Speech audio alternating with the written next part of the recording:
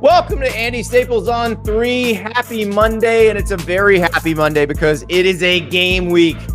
There is actual college football at the end of the rainbow this week. Florida State and Georgia Tech in Dublin. We've got other week 0 games. SMU kicking it off for the first time as an ACC team, though not in an ACC game. We are almost there, everybody. We have almost made it. Oh boy. Oh boy. It's going to be so much fun. This is going to be the most fun college football season we've had in a long time because nobody knows what the hell is going to happen. Everything's going to be different. It's going to be wild. But we got to talk about some week 1 lines. They've been updated. People have been kind of honing them as they get their picks in for week 1. We got to make a pick for Florida State, Georgia Tech. We're going to have camp intel from Notre Dame and from Ole Miss. Notre Dame, remember, starts the season at Texas A&M. We got a line on that game too. So much to talk about. Before we get to some of these week 1 point spreads, though, let's talk about an actual game. Let's talk about a game that is happening on Saturday in Dublin, Ireland. Florida State, Georgia Tech. Florida State is an 11.5 point favorite against the Yellow Jackets. The number has been creeping up over the months. It is now sitting at 55.5. And that's been what I've been thinking about. I've been thinking about the number as it relates to the point spread because this is a fascinating game because Georgia Tech, I suspect, is going to be better than Georgia Tech was last year. And I thought Brent Key in his first full season as head coach overachieved. Better, though, might not translate into a better record because Georgia Tech has the hardest schedule in the ACC. And that includes this Dublin game against Florida State. UT Boy in the chat reminding us, and this is important too. I'm going to get to this.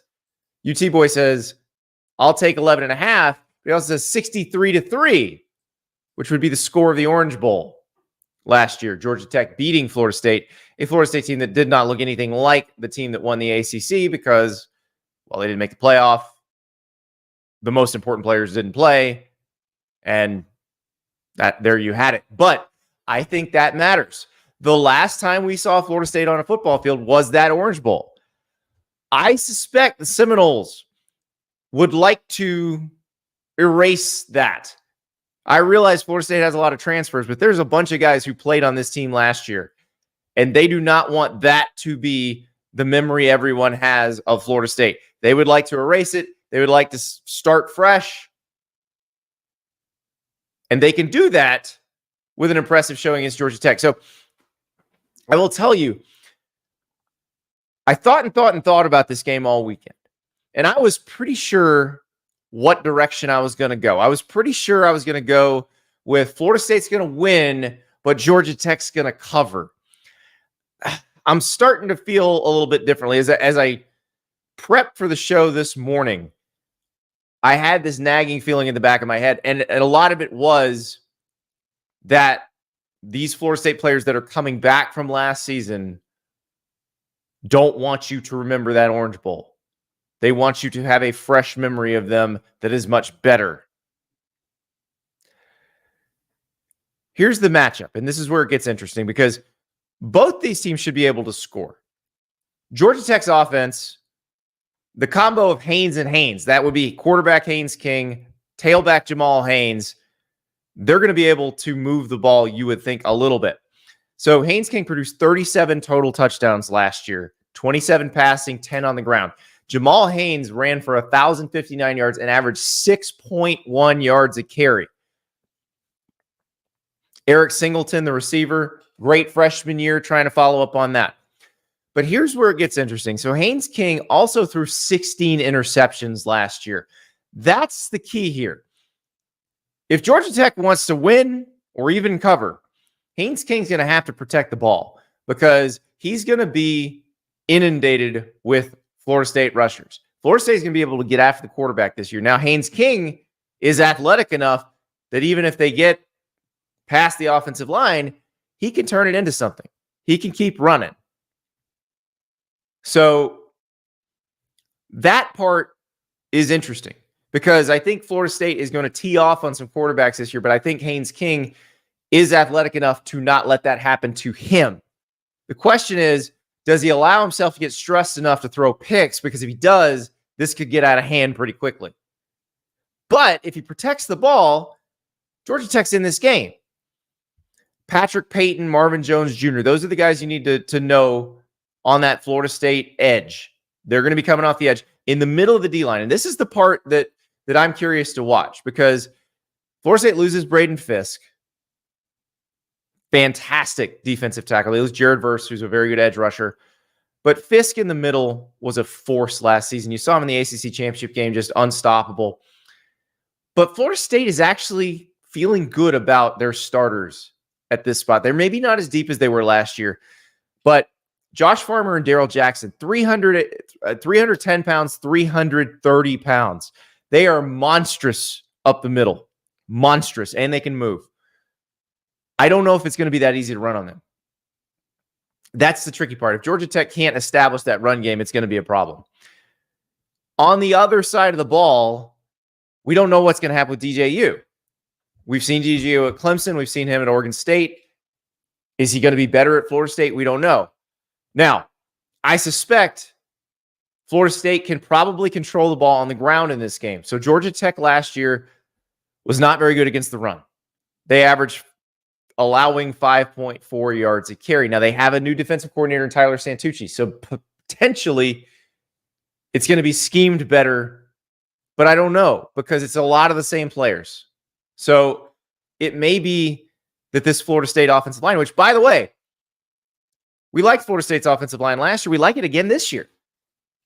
After so many years of struggling in the offensive line, Florida State, when you look at the starting five, looks the way a championship contending team is supposed to look on the offensive line.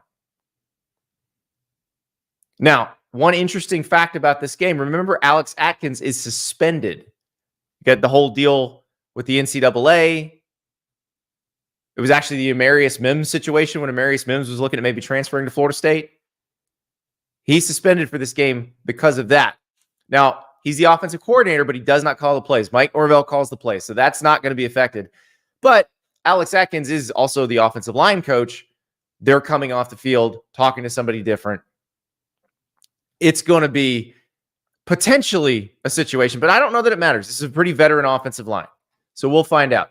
Goat Dog asks, is this the best week 0 matchup in a while? I think so. I think it's definitely the best week 0 matchup in a while because, again, I do think Georgia Tech's going to be better than they were last season. Nebraska Northwestern a couple of years ago was fun, and it was weird. And remember, Northwestern won that game, and we had big expectations for Nebraska, and all it did was show us that Scott Frost wasn't going to make it. This is going to be a different situation. Willie Thomas, the majority of the impact players on FSU were not on the team last year. They don't have that Orange Bowl chip on their shoulder, but Georgia Tech still won't cover. I disagree. I think there are quite a few impact players on Florida State's team that were there last year.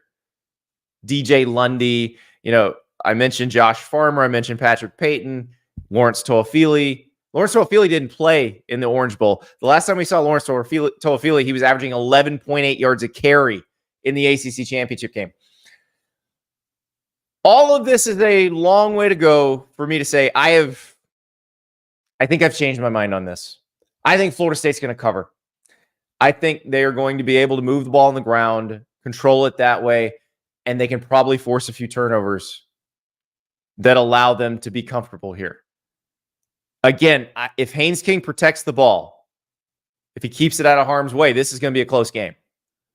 But if Florida State can force some turnovers, I think they win comfortably. So I'm going to take Florida State to cover 11.5. That is your first official pick of the year. We will be doing picks on Mondays again this year. So next week, we're going to have a ton of picks, the games that we're going to talk about in a second.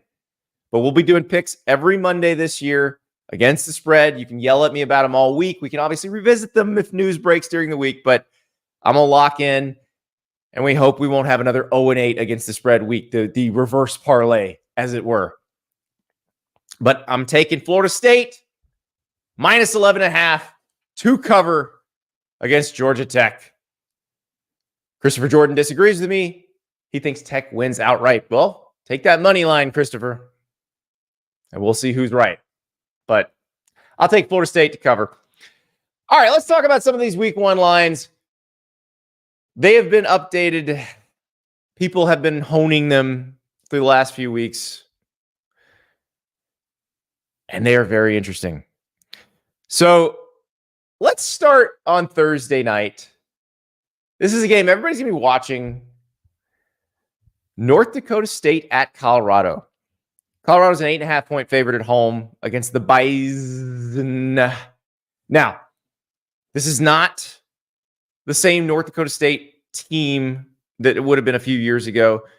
They've had a brain drain in the coaching staff. Remember, David Braun left before last season to become Northwestern's defensive coordinator. He wound up being Northwestern's head coach.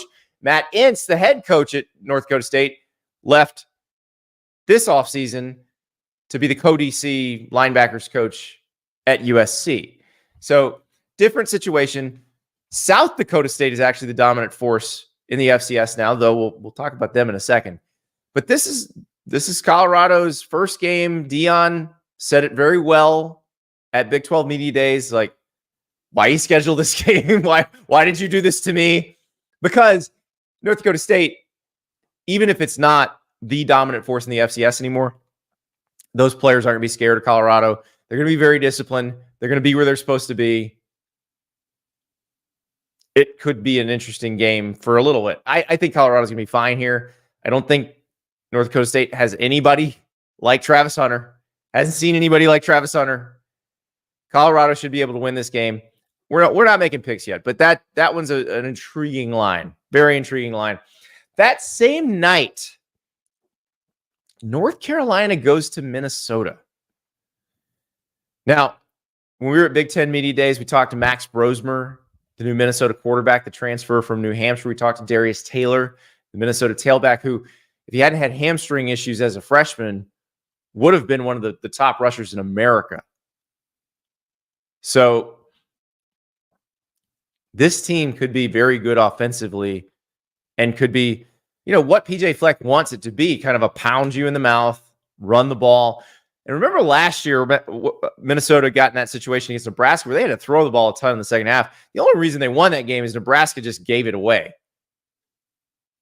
North Carolina comes in looking very different. We don't know exactly what North Carolina is going to be. Jeff Collins takes over as the defensive coordinator. The defense could look completely different. So this is a situation where they're not going to have a lot of film. They're not going to really know what this is going to look like. They'll have Jeff Collins film from at Georgia Tech and from his past at Temple and as the DC at Florida, but they're not going to have it with these players. So that's going to be an interesting one. That could be a fun one that Thursday night. Let us move on to Saturday, though. The one I think could be, I don't think it's going to be the game we're going to talk about all day, but I think it's going to dominate the early conversation. Clemson, Georgia in Atlanta. Georgia's a 13.5-point favorite in this game. Now, the idea of Clemson being almost a 2-touchdown underdog against anybody at this point in the Dabo era is a little bit crazy. I get that we've watched what's happened. We saw them lose 4 games last year. We saw them not take anybody in the transfer portal. It's still weird to see the number like that. And the question, I think, in this game is, does Georgia basically say, hey, we look like a national championship contender. Maybe Clemson's not that right now, or possibly ever, unless they change their philosophy. This is one of those that Georgia can make a point here. Just as Clemson made a point. Remember 2008, Alabama made a point against Clemson. It started the end of the Tommy Bowden era, which ushered into Dabo Swinney. Dabo Swinney, by the end of the 2008 season, was the coach at Clemson. So maybe a point gets made here. Georgia made a point a couple of years ago against Oregon.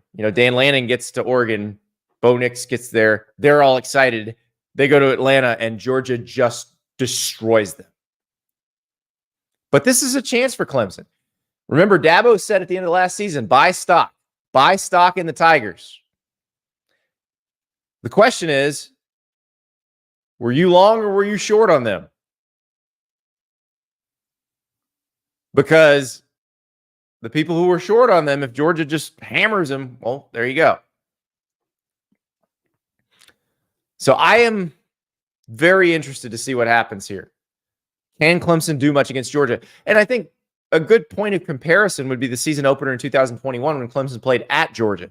You know, that was JT Daniels still starting for Georgia. Georgia wins the national title that season, but it's Stetson Bennett as the starter because JT Daniels gets hurt in this game. He gets his ribs bruised in this game. And it was Clemson couldn't move the ball at all. DJU, the starting quarterback now for Florida State, he was the starting quarterback that night for Clemson. Clemson could not move the ball at all, but the defense kept him in it. The question now is, can Clemson's defense keep them in it enough to give them a chance against Georgia? If they can't, then it may be time to reevaluate the certain philosophy of not acting like everybody else in the year of our Lord 2024 in college football. But we'll find out. I think everybody's thinking this is going to get ugly. I want to see, can Clemson prove us wrong? Can Clemson prove us wrong? Here's an interesting one. Penn State at West Virginia. Penn State is a 9.5-point favorite in this game. We know Penn State's defense is going to be good, even though we got a coordinator change. Tom Allen, the new coordinator, replaces Manny Diaz. Tom Allen, the former Indiana head coach. New offensive coordinator at Penn State, Andy Kotelnicki, coming over from Kansas. If that offense at Penn State isn't any different than it was last year, West Virginia is either covering this or winning outright. If it is as sluggish as it was last year, I will take West Virginia all day. The question is, are they? What will Penn State's offense be? Will it be better? Will it be more dynamic? Because the defense will keep them in almost every game. But this is one you can't just walk in there and run a very boring offense that doesn't take a lot of chances and win here. West Virginia is going to take every chance. Now, against that quality of defense, the Garrett Green boom or bust feast or famine offense, well, they could have some turnovers. They could have some situations where they try some stuff and it doesn't work. But if they hit a couple big plays, Penn State better be able to respond in kind. That's a fascinating one to watch. Another, how did you schedule this game situation? South Dakota State at Oklahoma State. South Dakota State, defending SCS national champions, headed to Oklahoma State. Now, I said with North Dakota State going to Colorado, this is a different North Dakota State team. Also a different South Dakota State team. A lot of the veterans who were the cornerstones of this team are gone.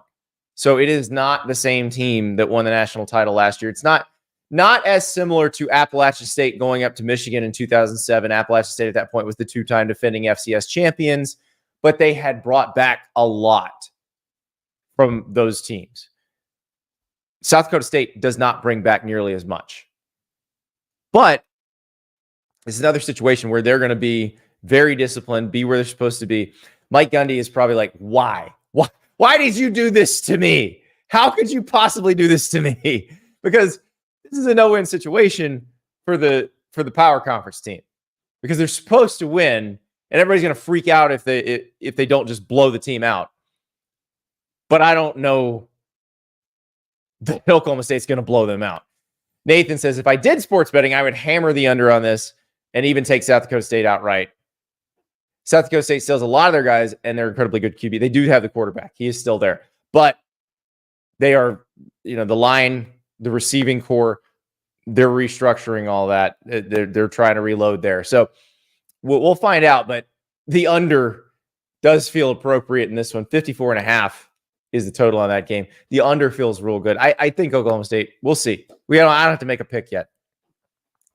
Couple more of these, because these are fun. Miami at Florida. Miami is a 2.5-point favorite going to the Swamp, which means if this were a neutral site game, Miami would probably be favored by 5.5. So the thought is that Miami has the better roster than Florida, but the Swamp should make a difference. Also, do we trust Mario Cristobal yet? I think this game will go a long way in determining whether we should. If Florida wins this game, even if it's clear Miami's more talented, that's not a great look. If Miami just goes in there and takes care of business, well, then the Florida people are just going to be off a cliff because they're looking at their schedule going, well, if we can't beat Miami, how can we beat the teams at the end of this schedule? And that is a legitimate question. UT boy, Florida versus Miami under.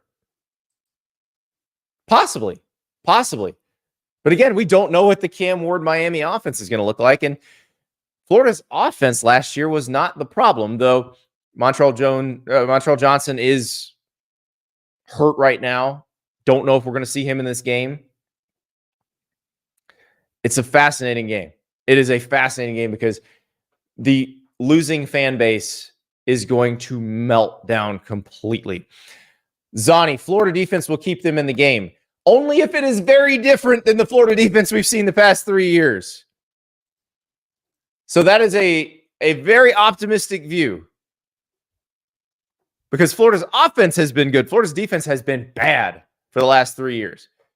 Is it better? We'll find out.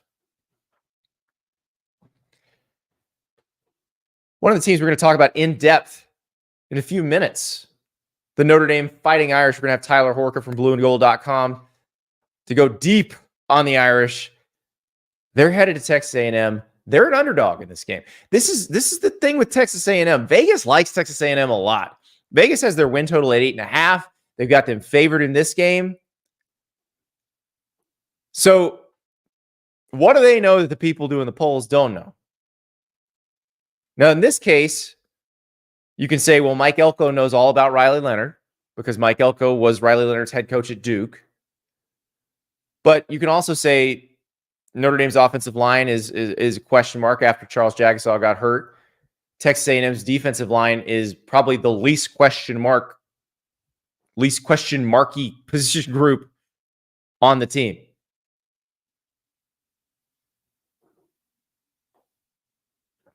So, just we'll find out.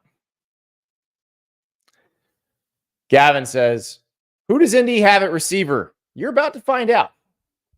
You're about to find out because that is something that Tyler and I will talk about. They are deeper at receiver than they were last year for sure. Absolutely. UT boy, you can take the under in every game. You've said it for every single game. I don't think you should take the under in every game. Here's one maybe you don't take the under. Sunday night, LSU and USC in Vegas. LSU's a 5.5-point favorite. The number on this game is 63.5. Both these defenses stunk last year. Who has a better defense? Whose defense has improved? Who is USC going to start at quarterback? It would be Miller Moss. Will be Jaden Mayava. Probably Miller Moss. Garrett Nussmeier playing behind a very good offensive line for LSU. But can either of these teams stop anyone? We don't know.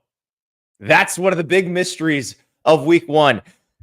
Because if somebody's better on defense, they're probably winning this game. Because I think that both offenses are going to be fairly good.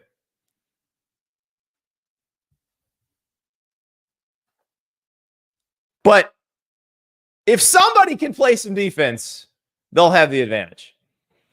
And one more, because the Florida State schedule is fascinating to me. Florida State, by the end of week one, will be a quarter of the way through its ACC schedule. Because that Monday night, they get a visit from BC. And Florida State's a 21.5-point favorite at home. I won't even venture to guess at this game. Because by next Monday, when we have to pick these, I will have seen a Florida State game. And so will you. We will have watched actual football, and that's a glorious thing. Glorious. Speaking of actual football, if you'd like to watch actual football, Let's say you want to go to College Station and watch Notre Dame play Texas A&M. The best way to do that is with Game Time. Game Time has tickets to every game, also every concert, also every play, every comedy show that you might want to go to. And you say, oh, it's sold out. I don't know how to get tickets. Game Time is how you get tickets. You download the Game Time app. You look exactly at where your seats would be on the app. You turn your phone. It's like you're turning your head inside the stadium. It's an amazing thing. 2 taps, 3 taps, ticket is yours. Of course, in the process of those taps, if you use the code STAPLES, you will get $20 off your first purchase. Terms apply. So use that code STAPLES, $20 off your first purchase. Terms apply, of course. And get those tickets. Maybe you want to see Ole Miss. We're going to talk about Ole Miss later today with Ben Garrett from OM Spirit. You can get into the Ole Miss Tulane game. The Ole Miss Furman game. The Furman Ole Miss game. Billy Napier not walking through that door for Furman, unfortunately. Bear Reinhardt, the lead singer of Need to Breathe, former great Furman receiver, also not walking through that door. But you can get into that game for $14 right now on Game Time. So download the Game Time app. Any game you want to see, they got tickets. Use that code STAPLES for $20 off your first purchase. Terms apply. All right, let us talk about the Fighting Irish because they start at one of the toughest places to play in America, Kyle Field. Here is Tyler Horka from blueandgold.com. We welcome Tyler Horka of blueandgold.com. Tyler, the best jersey scrimmage that Marcus Freeman has seen in 3 years at Notre Dame. Before I let you tell us what that means, what's a jersey scrimmage? Like, what does that mean? Yeah, I don't know if this is unique to Notre Dame, but definitely when I got here in 2021, so this is my 4th season covering Notre Dame, I had never really heard of it. And basically what it is offense versus defense. And we don't know what exactly this looks like because we are not privy to watching this, but Marcus Freeman usually holds a press conference right after these things. And yeah, it's offense versus defense. So like 1s versus 1s, 2 versus 2s, and maybe you even see some 1s versus 2s on both sides. And somehow the offense gets a point total tabulated, and so does the defense. And this one ended up being 42-40. Again, we don't know exactly what that means. Marcus Freeman himself in his press conference said, I'm not sure exactly how we got there, but we got to 42-40. And yeah, basically the winner of the scrimmage gets to wear the blue jerseys for the next however long it is until there's another jersey scrimmage. So the entire time that I was here, the defense had the blue jerseys, Andy, and that's kind of been typical for Notre Dame lately, right? Really good defense. The offense is trying to catch up. The offense won this one, so the offense gets to take these blue jerseys back. And that is very encouraging news if you're a Notre Dame fan, because we haven't talked to you since Charles Jagusah got hurt, but obviously the biggest question around Notre Dame is, what do they do at left tackle? How then does that affect the rest of the offensive line if they have to move somebody from a different position? Where are they at on that front? Yeah, it's interesting because we are now less than 2 weeks away from the Texas A&M game. And as soon as Charles Jagusah went down, you assume that Tosh Baker, the elder statesman in this Notre Dame offensive line group, he's a 5th-year senior, would get the nod. And he was battling Emil Wagner at the right tackle position. They ended up moving Tosh Baker over there exactly like we would have anticipated. And Joe Rudolph, the offensive line coach, even said, hey, yeah, I think he's the answer there. Well, the next time that we got to see practice, which was some 5 days later, Anthony Knapp, a true freshman, was taking first-team left tackle reps. And a sophomore, actually, Sam Pendleton, was taking first-team left guard reps over a couple of seniors who started a combined 23 games last season in Pat Coogan and Rocco Spindler. So, Andy, that left side of the offensive line right now is looking very young. But I have to remind people, Charles Jagusah, highly rated guy, big guy. He looks like a tackle at this level and maybe even the next level. But he still only started 1 game in college football. So if you're saying, holy cow, we might go start Anthony Knapp at Kyle Field in College Station in front of 100,000 people, and this is this kid's first college football game, Charles Jagusah has really only played in 1 as well, and it was the Sun Bowl against Oregon State. And obviously bowl games, if you're not in the college football playoff these days, they don't mean a whole lot. So it's just a youth movement all around for Notre Dame's offensive line. Yeah, and no, the stadium pulse will be jumping at Kyle Field, obviously. I guess we all just now look at it like in terms of the college football video game. Like, Yes. you're going to see that. Are we going to see, is Riley Leonard going to see squiggly lines when he looks at each receiver? But yeah, your heart's going to be pounding and vibrating a little bit, all that stuff. Exactly. But you're right. I mean, that's something that we had kind of just baked into our heads, that Jagusah is the starter, and that was known in spring practice. But you're absolutely right. He didn't start in any of these environments last year either. So whoever it is going to be dealing with something for the first time. And it's not just obviously the crowd, the noise. It's Nick Scorton, who everybody knows is an excellent pass rusher. It's a defensive line that might be the best D line Notre Dame has on the schedule. We'll see how Florida State's turns out, but that might be the best one they see. I have some Aggies fans in my mentions, Andy, who are saying this is the best defensive line in college football. And they might be a little bit biased, but there might be some truth to that as well. So, yeah, Nick Scorton, all of these guys up there for A&M. And I go back to the fact that now they're being coached by a defensive-minded head coach, who just so happens to know the quarterback on the other side for Notre Dame very well, maybe some of his tendencies. They say, hey, if this happens, Riley Leonard is going to try to do this. And it's all adding up to a precarious situation for Notre Dame going in there in game one, because like you said, and like I said, don't really know what Notre Dame has in these guys. They think they have very talented players in Sam Pendleton, Anthony Knapp, Ashton Craig, even a guy that's only started 3 games at the center position. But until you get in that environment, you're not entirely sure. So Mike Denbrock takes over for Jared Parker at offensive coordinator. The last we saw of Mike Denbrock, he was running the LSU offense, helping Jane Daniels win a Heisman Trophy, Brian Thomas Jr., Malik Neighbors, first-round receivers. How different is this offense going to look? It's going to look very different. And I liken it to a quote that Notre Dame's defensive coordinator, Al Golden, actually gave us this weekend on Saturday. And he mentioned Mitchell Evans, obviously the number 1 tight end for Notre Dame, one of the best tight ends in the country. And then he said, and the other 2 tight ends too. Well, Notre Dame has 6 scholarship tight ends, and we've been used to seeing sometimes 3 or 4 of them on the field at the same time. I mean, you're going all the way down to Davis Sherwood playing the H-back role with 2 other tight ends on the field. Now, I think you're going to see Mitchell Evans out there by himself. You might see Cooper Flanagan, Eli Raridan out there by themselves. 2 tight ends, maybe. But, Andy, this is kind of the difference in a Mike Denbrock offense compared to what we saw with Tommy Rees and Jared Parker. You're going to see some wider splits. You're going to see pass catchers all over the field. You're going to see running backs lined up as pass catchers. Tight ends, obviously, you're going to have to put your hand in the dirt sometimes, but I think they want these guys to catch passes from Riley Leonard and be a part of the part of the offense that moves the ball down the field, not just blocking guys down the field. So it's different, and I think that quote kind of stuck out to me.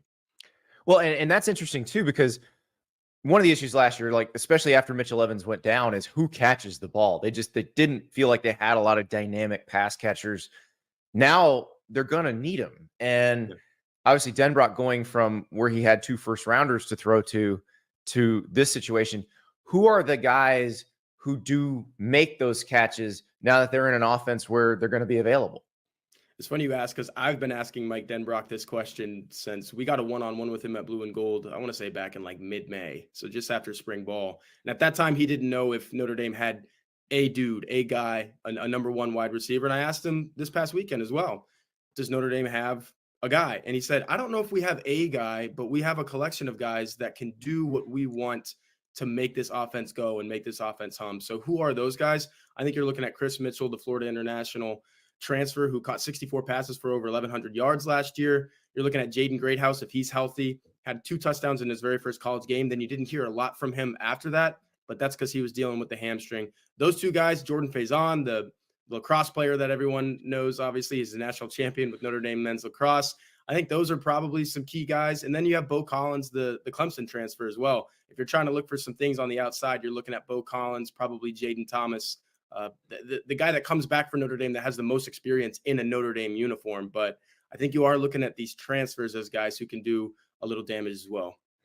I love that Jordan Faison is now the lacrosse player, because we're going to remember him as a football player last year. Yeah. He's a lacrosse player because that's, we have recency bias, Andy, and that's did win a national title. Yes. And won a national title, but I'm pretty sure people will be reminded that he's a football player very soon. So you and I have talked about this before, but Marcus Freeman, still a relatively new head coach. This is year 3 as a head coach. We saw the learning process kind of laid out in stark relief last year at the end of the Ohio State game with 10 guys on the field, no way to get any sort of message to the team to call timeout or actually commit a penalty because they had no timeouts to figure out how to get more people on the field.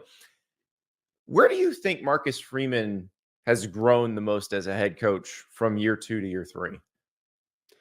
I think he's finally able to put some trust in everything and everyone around him. At that point, you have to realize that Jared Parker, who we mentioned earlier in this video, for all intents and purposes, that was his first go at being the all-encompassing offensive coordinator. I know he called some plays at West Virginia, but he really wasn't the guy there. He was the guy for Notre Dame, especially because Marcus Freeman is a defensive-minded head coach. So he was comfortable in what Al Golden was doing for sure, and they held Ohio State to 17 points, should have been 10, should have never gotten to the end zone there at the end of the game.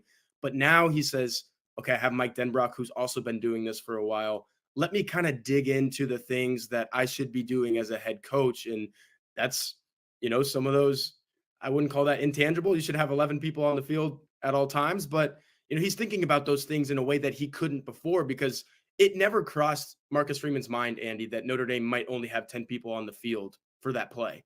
And it happened. And now he's thinking, okay, how can I make sure that stuff doesn't happen again? What do I have to do in the 365 days a year that I can be thinking about not just Ohio State or USC, Florida State, Texas A&M? I need to be thinking about this football program, what I need to do to make sure it's humming, what I need to do to make sure it is like an Ohio State, a team that is always on the cusp of the college football playoff, if not in it. I know Notre Dame's made it twice in the last handful of years, but right now it doesn't feel like Notre Dame is on that level of an Ohio State or, Michigan last year. Marcus Freeman is finally digging into the things that can get Notre Dame there, because he knows he has a couple of coordinators that he doesn't really have to worry about the X's and O's as much. Well, part of that is creating the level of depth that allows you to be there every single year.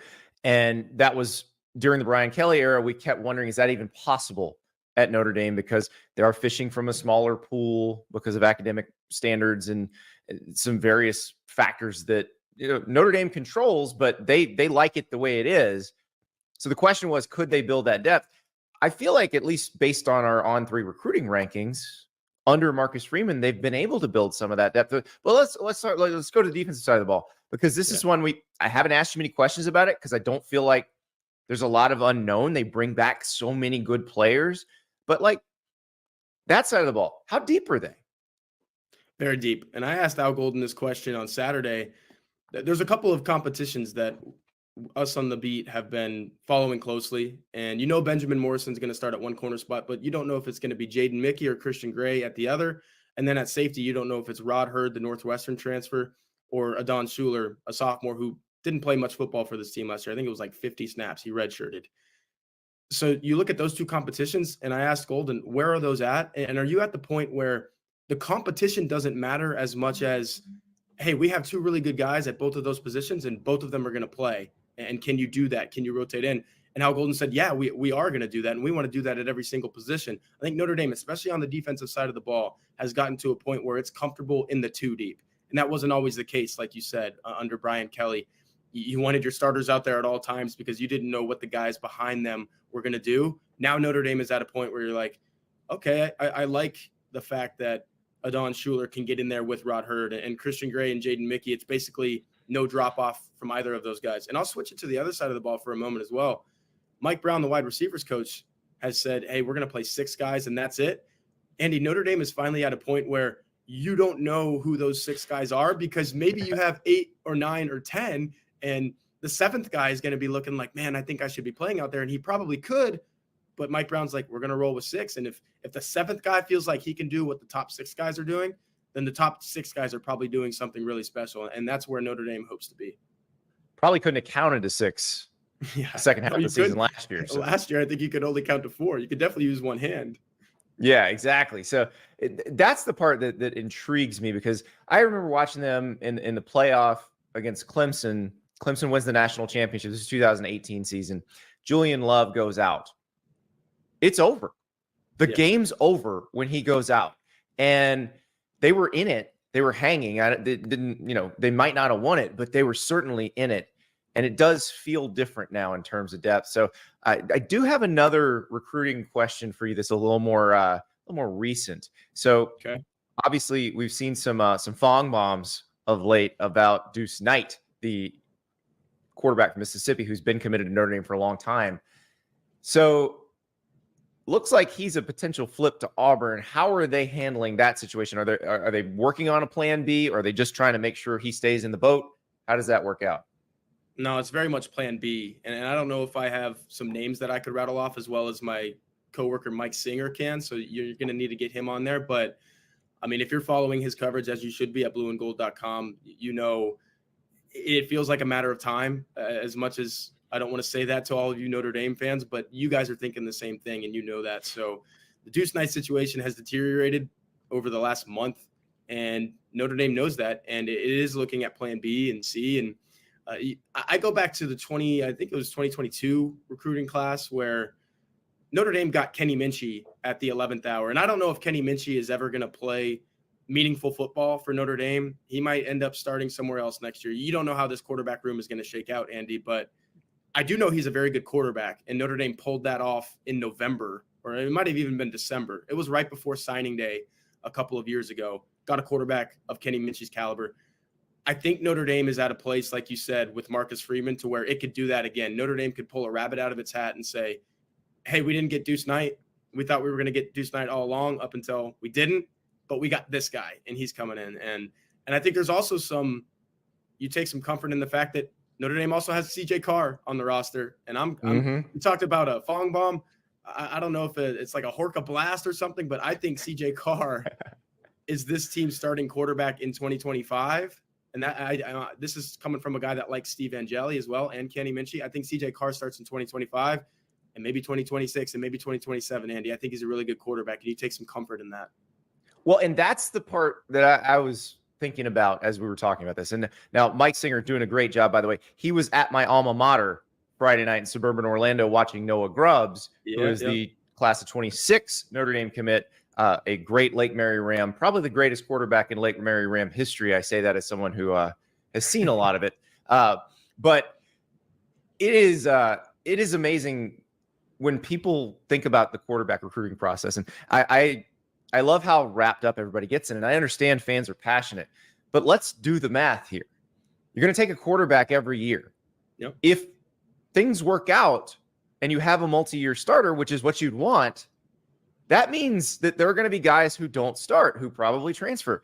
So getting all wrapped up into one deciding he's not going to, because like if you're right and CJ Carr is the guy, whoever they sign in 25 is probably never going to start for them.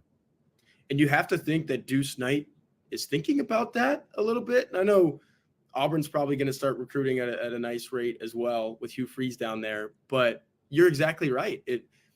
If I'm saying that I think CJ Carr is the guy, there's a lot of other people up here in South Bend and who bleed blue and gold and all those different things who are probably saying the same thing. I think Deuce Knight sees that, and he's like, well, if he's the guy, then what am I?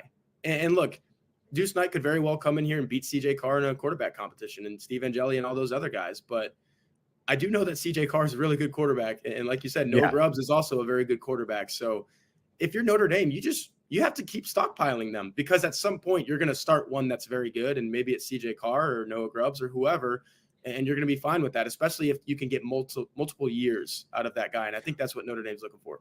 Well, and Notre Dame seems like the kind of place people get there, they want to stay, they want to get the degree.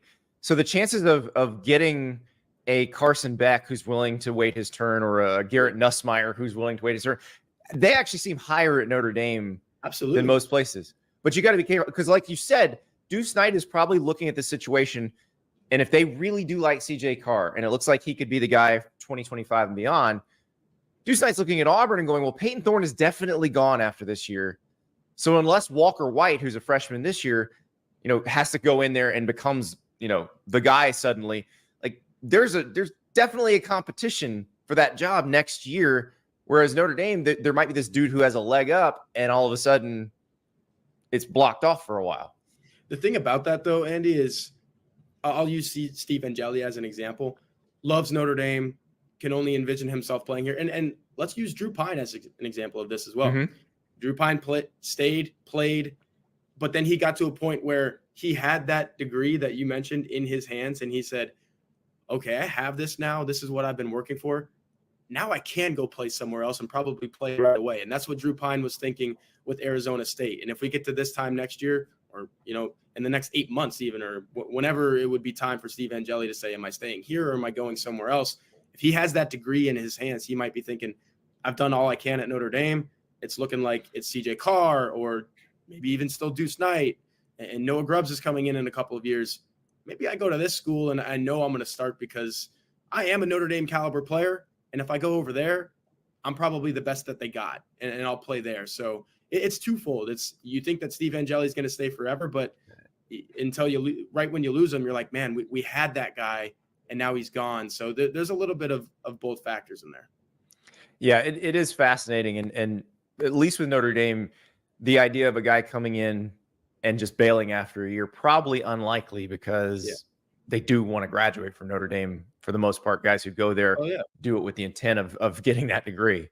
I see it all the time on both sides of the ball where you're like this some guys that you can pinpoint to and say, okay, he's not playing a lot right now, and maybe he'll never play a lot at Notre Dame, but he's not bailing until he gets his degree. You can go up and down the depth chart and say that guy's staying because he wants his degree, and the number's actually really high. That's why it's so easy, and because so many of these guys want to do that. And the cases of like a Rico Flores Jr. or Tobias Merriweather leaving, those are fewer and farther between than the guys who stay to get their degrees. And that only happened because the wide receiver situation was a mess and Chancey Stuckey got fired and they didn't feel comfortable in their particular position unit.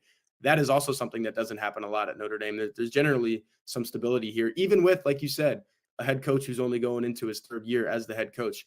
It feels like a very stable coaching staff, Andy, from top to bottom, and that usually provides stability for the players as well.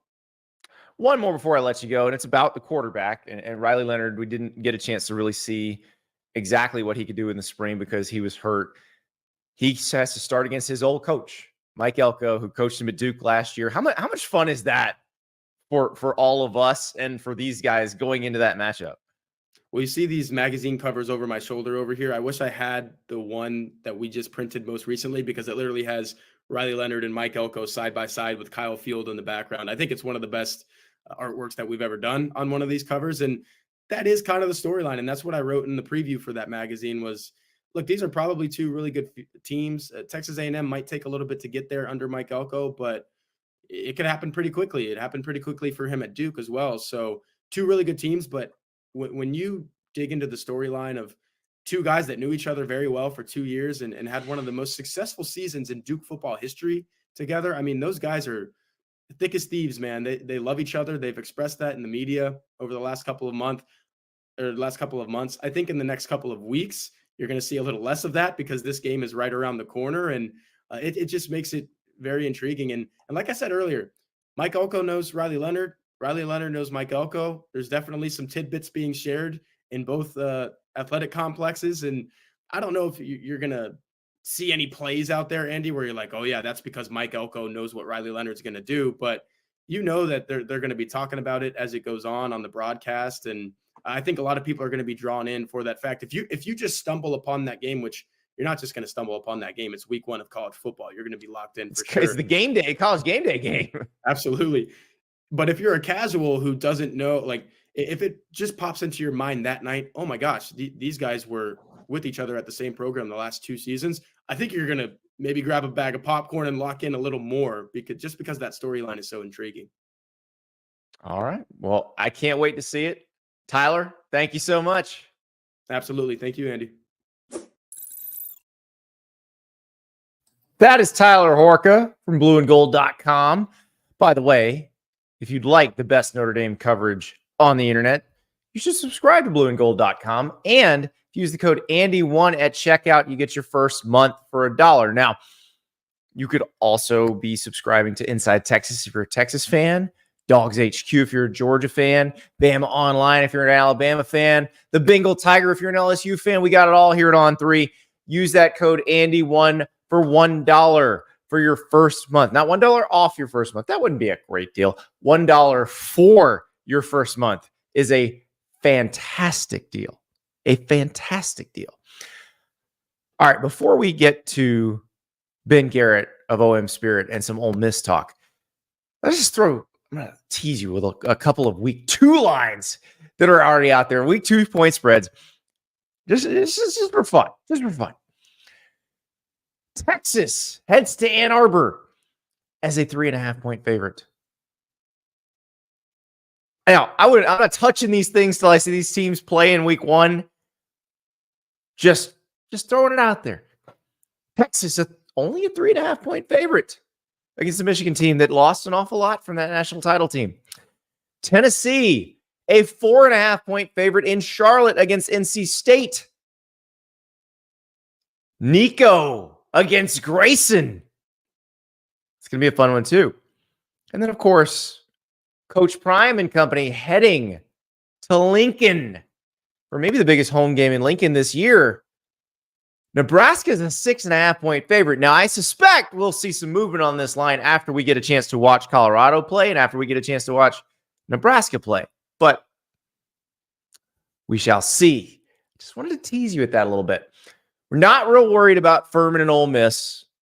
Think we know how that's going to go. But Ole Miss, a fascinating team this offseason. Big expectations, possibly the biggest expectations in Oxford in 50 years, maybe more. Let's talk to Ben Garrett from OM Spirit about the Rebels. A little camp intel. We are honored to be joined by Ben Garrett of OM Spirit on his birthday. I am making him work on his birthday, but only because everyone is so excited about this Ole Miss season. We need to talk about it. And Ben, it's been interesting reading your stuff the last week or so because you've been talking about the standouts in camp. And these are not necessarily names that we've been talking about all offseason. Like we've been talking about Walter Nolen. We've been talking about Juice Wells. You're talking about TJ Daughtry. Like this is going to be a big, like if he's who you think he can be, that's a huge deal for Ole Miss because they have to replace so much at linebacker. No doubt about it. And first of all, Andy Staples On3 is the best national college football show. And I'm not just saying that as a good company, man. Okay, I've known that guy since I graduated Ole Miss in 2008 when I was a dumb ginger Shrek that just wanted a national guy from SI to come on my show, and he did. So he's the best at what he does. But yeah. And that was back when it was a little bit after that Hugh Freeze was texting me links to your stories like, this guy gets it. And I'm like, yes, he covers you every day, Hugh. He should get it.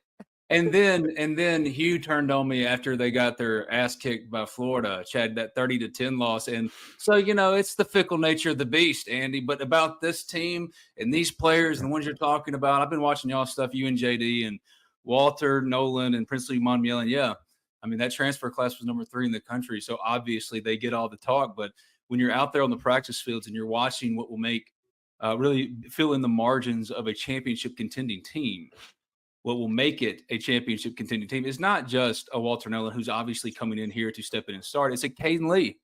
It's a TJ Daughtry. It's a Sunsering Perkins. It's a number of guys that maybe last year in TJ Daughtry's case, formerly Dudley, he wasn't eligible because he transferred so late from Clemson. So he wasn't eligible to play until his debut in the Peach Bowl. He started and played pretty well, only 2 tackles, but he was all over. But that's just translated and carried over all of that work he put in over a year, not just on the scout team, but integrating in as best he could. TJ Daughtry's hit the ground running. He's like a returning starter for them. Caden Lee broke out in the Peach Bowl. Caden Lee right now starting in the slot because Jordan Watkins has been limited, if only for precautionary reasons, all of camp. So what you're seeing is what good programs do. Good programs, when a guy gets hurt, you don't go, oh gosh, Juice Wells is in a black no contact jersey. What are we going to do now? Well, now Ole Miss has a Caden Lee, who was a top ranked, a top 250 prospect and all these kind of things. And they can step in and pick up the slack more than that. Across the board, writ large, Ole Miss is deeper than it's ever been before. And that's why I think it's an exciting time, certainly for Ole Miss fans, but even for the college football community watching a very intriguing contender in Ole Miss. what makes them good, yes, is the transfers and Jackson Dart and Lane Train and all that stuff. That's what makes them intriguing and make you pay attention. But what's going to, if they do push it over the top, will be Caden Lee and TJ Daugherty and guys like that, especially on the offensive line too, like a Jerquan Scott, a transfer from Southern Miss, who doesn't get the same run or same shine as Walter Nolen. I mean, he's been starting at center every practice, right? And that's taking over for a guy in Caleb Warren who started for 3 years at center. Now he's moved off into playing guard because they can do that. They have those options. So that's the really fun thing to watch about this team right now is all the depth of options that they have. Yeah, and that's the thing that held them back. And it was obvious that it held them back. You could watch the Alabama game last year, watch the Georgia game last year, and see that, especially on the line of scrimmage, they weren't as deep as those guys. One guy you mentioned, and this is not necessarily an all line of scrimmage player, but he'll be there every once in a while, was Suntarine Perkins. And I'm intrigued by what role he plays in this defense this year because they've added some serious star power. But this is a guy who was a freshman All-America last season. What does he do? Yeah, he was a freshman All-American, and there's a block of people out there going, well, he didn't really do much last year. Where was Suntarine last year? Wasn't he a 5-star plus prospect because they expected even more? And he was a freshman All-American. And he gets kind of lost, or he's talked about in a developmental way, Andy, when you're surrounding him with Walter Nolen, Jared Ivey, and the ones that really stick out to me are guys like Trey Amos. Ole Miss from Alabama. Yeah, both of us agree that Ole Miss and Alabama right now for this year in this kind of in the same grouping as far as contention window, like what they're doing. And he voluntarily chose in an offseason Ole Miss over Alabama for a title chase, and I think that's noteworthy. Walter Nolen, same thing with the contemporary in Texas A&M. Chris Paul, a contemporary supposedly in Arkansas. Key Lawrence, as far as Oklahoma. The depth of those options are what really impresses you and gives you some, bullish tendencies in regards to talking about Ole Miss because they've never had that before. Lane's always had them knocking on the door ever since he's been here in 2020, but the difference is they've got it all over the place. And I think really the offensive line is the offensive and defensive lines are what separate this Ole Miss team from other Ole Miss teams because of what you talked about. I mean, Georgia beat them by five touchdowns. They've never really been competitive with Alabama.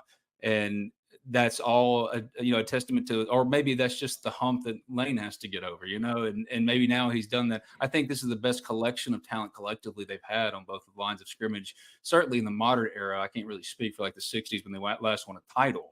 But you're absolutely right. I mean, any mix of their 10 deep at offensive line would probably be the best starting five Ole Miss has ran out there for an opener in modern history. I don't think it's really debatable, honestly. And defensive line, same thing too, because Florida, a contemporary, Andy, right? Same contention window. Yep. Princely Umanmielen, who is a top-ranked edge, according not just to the stupid Ole Miss homer, according to a lot of people, but, like Pro Football Focus, who grades this stuff. Princely Umanmielen. Yeah, it was Florida's best edge last year. I mean, that's not even up for debate.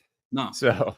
And he leaves Florida voluntarily for Ole Miss. So, I mean, that's a guy you're pairing with Walter Nolen. And you're pairing with Jared Ivey, who's been starting here now going on 3 years. You're pairing him with a Chris Hardy, who is all league at Jacksonville State. It's because of the quality, yes, but also the quantity matches up as well. I mean, Yam Banks, defensive back. I mean, he's a guy hadn't gotten near the shine as Walter Nolen and Princely Umanmielen, and he's been starting since snap one since he got here.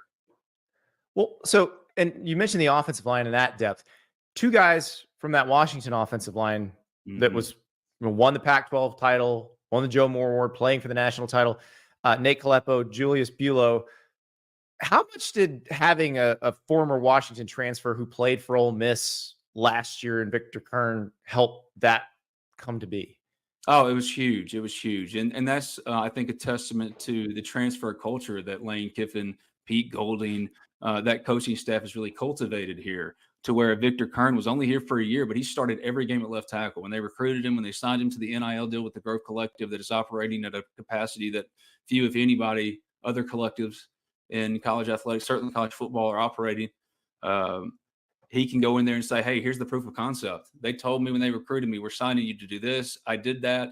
And, in a very volatile environment these days, it was always volatile, but you know what I'm talking about. These days, I mean, who the hell knows what tomorrow is going to be, So I think the word then of a guy you trust, because he can show you, yeah, I did the thing. I went into the portal and did the whole crazy experience, and it was good. And they'll tell you that. Nate Kelpo will tell you that. Julius Whaley will tell you that.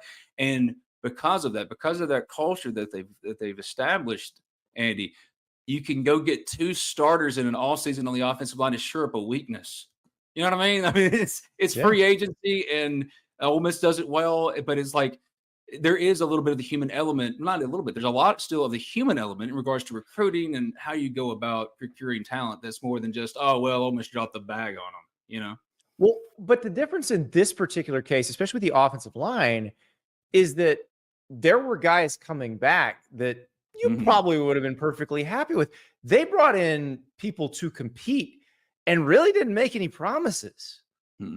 Yeah, absolutely right. And I think that's a great point to bring up, because it's not like they're going, all right, come to Ole Miss. This is the land where transfers, it's the transfer paradise. That's not what this is.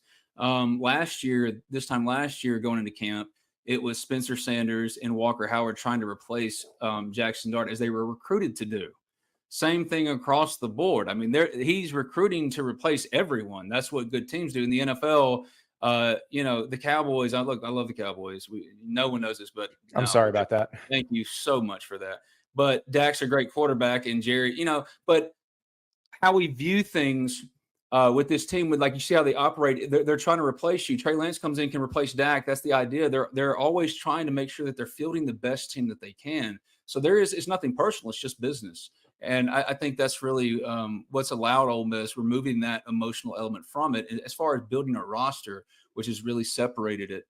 And because it is about ball. You ask Jared Ivey, you ask, like you say, any of those guys about what is really unique about this culture. Ole Miss means what it says and says what it means. Now, sometimes that can be pretty harsh. It's like, hey, look, I know we agreed to this, but it ain't working out. Yeah. Because they've said that a few times. Those are the conversations that happen at the next level. That's how it works. You come in and go, sorry, man, it didn't work out. We're going to give you a chance to go somewhere else. There's a lot of that, and that Ole Miss isn't unique in that way. But absolutely, man, I think the human element, maintaining the thing that we used to all love about college athletics, which was, oh, there go our boys out there, going to beat their boys. Oh, we're going to get them today. There's still a little bit of that, because there is some pride taken in it, but it is a very mercenary building. But it's interesting, because, and I talked to Lane about this in the offseason. Initially, the strategy was the rules were you had a free transfer, and then you had to sit out a year if you wanted to transfer again as an undergrad. So they were happy to take lots of guys as transfers that had 4 years of eligibility remaining, or 3 years of eligibility remaining, because they felt like, okay, this will be like the old system for us. That's because right. They're kind of stuck here. That's changed on them now. They got to have a culture where you got to make them want to stay. But we had Jared Ivey on, and you guys do a podcast with Jared Ivey, the Ivy League. And I thought that was interesting, because he's been at Ole Miss so long, you almost forget he was at Georgia Tech. But he's sort of the ambassador to the new guys coming in. Yeah, I love that you brought this up, because this is something that I've talked about, but really haven't talked about in a space like this. The way we used to view guys, like who's a true Ole Miss rebel? Deuce McAllister, right? Deuce was here for 3 years, and then he went to the pros. Well, Jared Ivey's now been here 3 years. He's every bit, or at least on paper, the Ole Miss rebel that Deuce was, the Ole Miss rebel that pick a defensive lineman than Derek Burgess, right? He's the same caliber of that, but he didn't start here, right? But how we view them is different. It's weird. Quinshawn Judkins is a great example of this. He was here for 2 years. He set a single season Ole Miss record for rushing yards. He toppled Deuce. He toppled Dexter McCluster, and yet he's not going to be thought of in that way. He's just going to be thought of as a hired gun, while Jared Ivey and them, because it's no longer, well, Ole Miss is just doing it a certain way. They're just going and buying a bunch of transfers. If you're not doing it, if you're not incorporating all of it, and if you're not building that culture, you'll end up like Clemson or whoever you want to put it. And why are Quinshawn Judkins and Caleb Downs at Ohio State? Because Ohio State wants to win a national title. Yep. Yeah. And you know what? Ole Miss looks at Quinshawn and says, well, that's a non-premium position for us. Ohio State says, oh, we want to, bring it on. We got the money to spare. We'll have two bad, really good. Ole Miss says we need O linemen and D linemen. That is how we're going to spend our resources. Yeah. Sorry, we're going to try something else at running back. Let's talk about that, because you guys have written in OM Spirit that this year might look a little like 2021. And that was Jerry and Ely, Snoop Connor, Henry Parrish splitting carries in this offense. Ulysses Bentley, Rashad Amos, Matt Jones. Is that the trio probably? Yeah. I mean, here's the thing. I'm not convinced that they have a number 3 running back on this roster right now. I'm just not. Now, fully acknowledging I am in no way an expert on anything, and we only get very limited viewing and practice, but there's an obvious drop-off from Ulysses Bentley, the highest graded returning running back in the SEC, according to Pro Football Focus. And then Henry Parrish, who's a variant of that, albeit not as explosive, to then who the number 3 is supposed to be. Right now, that's Matt Jones, the former walk-on. Rashad Amos, you just don't see it right now. Dominic Smith, another transfer from Georgia State, you just don't see it right now. I think the most important, one of the most important health developments that we'll be following, and that all that are interested in how far can Ole Miss take this. Does Logan Diggs come back this year? Is Logan Diggs at mid-October? I mean, because they don't really need him in September, Andy. I mean, they got 4 non-cons. I know Wake Forest is in there. God bless the Demon Deacons, but Ole Miss is supposed to beat you in football this year, So, they don't need him for that first month, but he is the change of pace and quality of change of pace that you're just not seeing out there right now as far as who would be their number 3 or number 2 if you just consider Henry Parrish a 1B to Ulysses Bentley's 1A. So, yeah, absolutely. I think Ulysses is better than Jerrion Ely. I think he's better than Snoop Connor. He's better than Henry Parrish, who he's sharing a backfield with. But the difference is they had those 3. Right now they have 2. They have 2 of the same guy. So that's the one area where they're really going to test and see, because durability has been the question for Ulysses. So for him, if he gets hurt like he has every year he's been at Ole Miss, that's going to be tested, and they're really going to press the philosophy that running back is a true low value position, non-premium position. Yeah, because if they do get dinged up there, and then we're talking about that with Texas right now. Yeah, Texas has lost. It's RB1, and the guy they thought would be RB4, who had to be RB3, and now he's gone too. So now they're down to 3 scholarship backs. But that's all of that depth will be tested for every team. Absolutely. Receiver depth at Ole Miss, I'm curious about though, Ben, because we're hearing about Deion Smith, former LSU receiver. He's in Oxford now. What's his situation? Is there a chance he can help this team this year? Yes, but having seen this movie multiple times for 2 years now since he left LSU, I'll believe it when I see it. I mean, he told me on June 1 he was on the way and he'd be ready to go for all-season workouts, and that didn't happen. He told us 2 more times in July, then told Bruce Feldman or whoever did that he was going to be practicing. He's still not practicing, and they play in 2 weeks. So what I honestly believe with Deion is whatever they get from him, at least that's how they're operating right now, is a bonus. Because for Ole Miss, it's an academic issue. So for Ole Miss, from their end, it's good to go. They're just waiting for whatever rubber stamp they've got to wait from whoever it is. But that's one of the problems that you're seeing across college athletics. I'm not telling you anything you don't know. But for those that don't know, transferable credits and the mess that is transcripts in the freedom of movement era, which we all agree we wanted players to be able to move. We just didn't want the NCAA to go, oh, y'all want to do that? Fine. And that's not what we wanted. And that's what happened. So everyone's just creating their own rules. What that has really led to, we need to stop calling them student athletes. You know what I mean? Because the student part has been absolutely ripped to shreds. Well, and if you've ever tried to transfer from one college to another as a non-athlete, you've dealt with this. You've probably had to repeat a class or repeat something that's kind of close to a class you took. Imagine that for all these guys, and then some of these guys are on their 3rd school or on their 4th school. Brandon Turnage went from Alabama to Tennessee, a stop in Georgia. He didn't really like that, so then he went to Ole Miss. Alabama to Georgia, didn't like that, went to Tennessee, then goes to Ole Miss. From a compliance standpoint, God bless y'all. You know what I mean? I couldn't do it. Yeah, it is amazing because that part still exists. Whether we believe it or not, it changed a bit during the pandemic, but it still exists, and it's still going to crop up. Those people are still working behind desks, They're still like yes. putting the numbers together. But for us, it's just like, oh, dang, well, Dion can't get his transferable credits. Yeah, how come he can't play? What's going on?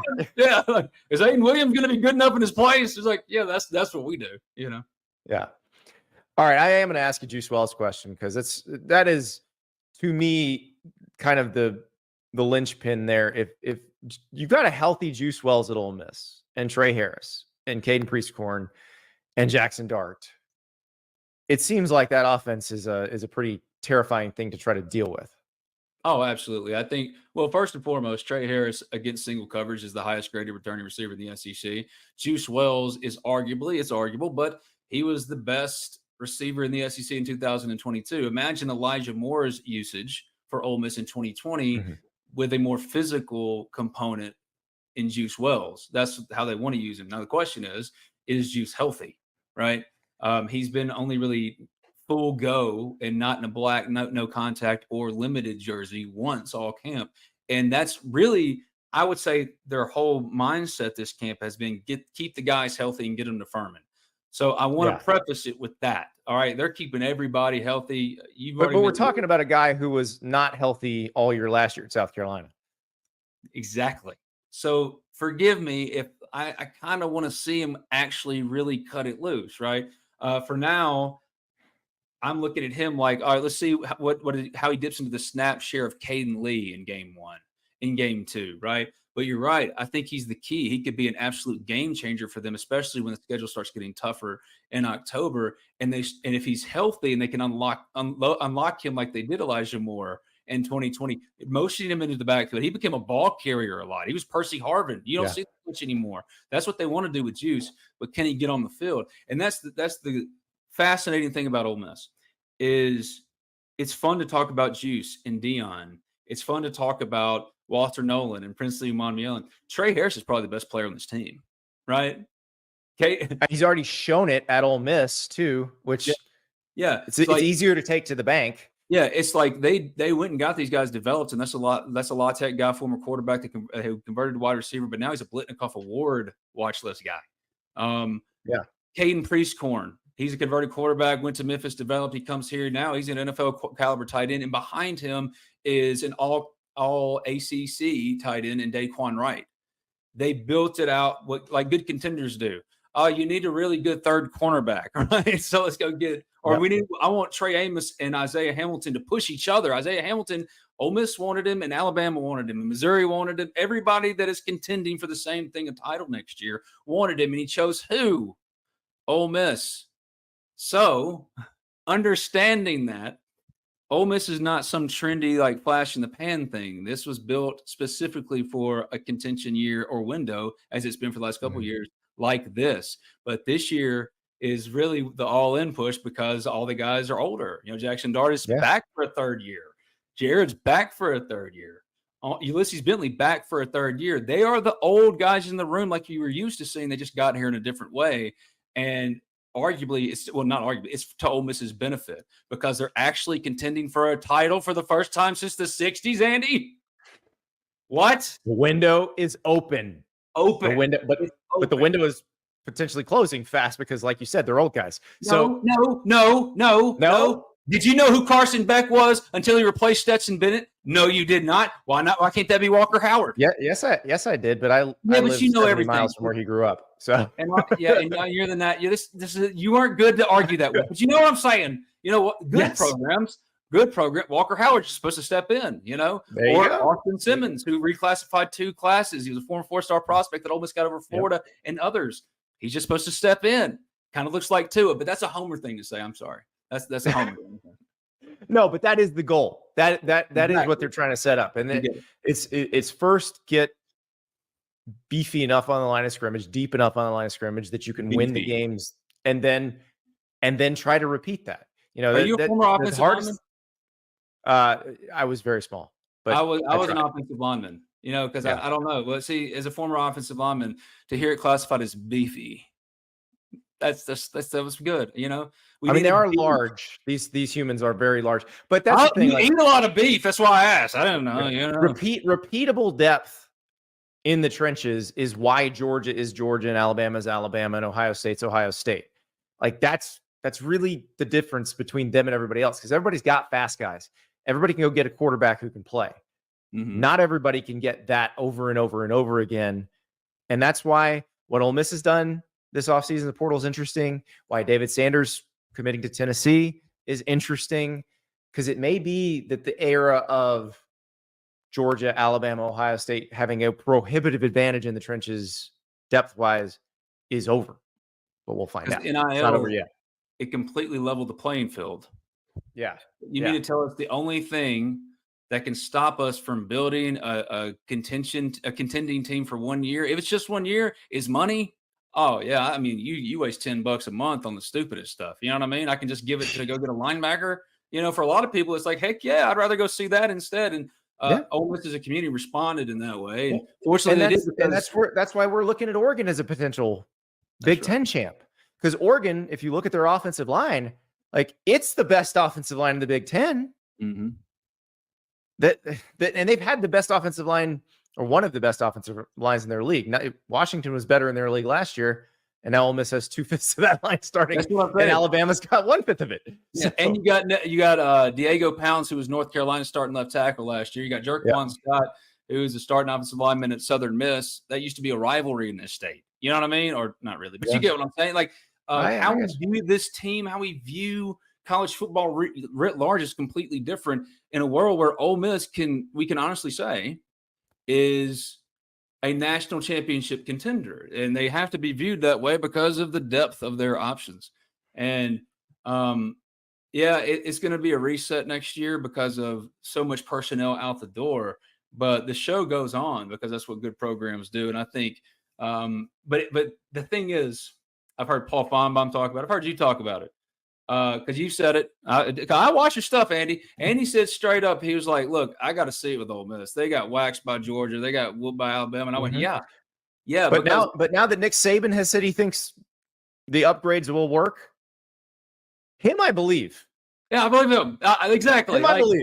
I'm a natural skeptic. You know, I've got I've got a lot of Ole Miss stripes on the wall as far as I was there for Laquan's Auburn game and all that bad stuff. I was there for 4th and 25. Like, I remember all these disastrous things that have happened to Ole Miss football. So that informs what I'm about to say. This is a good football team that is going to contend for a national championship in 2024-25. And if they don't, Ole Miss fans should go, why didn't they?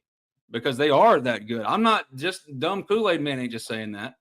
Andy's saying that, but Paul and Andy, all y'all make a really good point. Lane's got to get over that hump too. Lane has never been more comfortable in his own skin. He's never been more comfortable as a coach. He's operating at peak Lane Kiffin. Everybody should just be happy for the guy, regardless of what you thought about him before or after, right? He's really living his best life. All right. But having said that, what's missing on the resume? Not just another NFL stop. That's another conversation for another day. What's really missing on the resume? Those wins you're talking about, because that takes him from he's a fun story to, oh, he was in the lead of an elite coach, right? You win a national championship at Ole Miss.